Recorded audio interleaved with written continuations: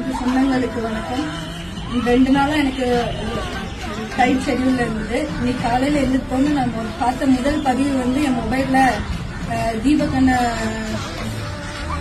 அப்பா நினைவு நாள் ஜனவரி 10க்கு தீபகண்ணனை நான் வரக்கூடாதுன்னு சொல்லி அவங்க அக்கா போய் அது நான் சொன்னன்ற மாதிரி அக்கா சொல்லியிருக்காங்க.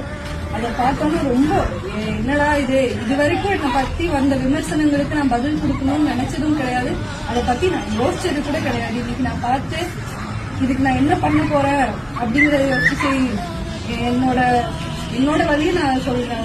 இன்னைக்கு அப்பா அம்மா இழந்து ஒரு 18 வருஷம் இதெல்லாம் என் சமுதாயத்துல எல்லாமே இவ்வளவு பேர் வேணாம்னு சொல்றதுக்காண்டி தான் நான் இந்த ஒரு நிலைமைக்கு வந்தது.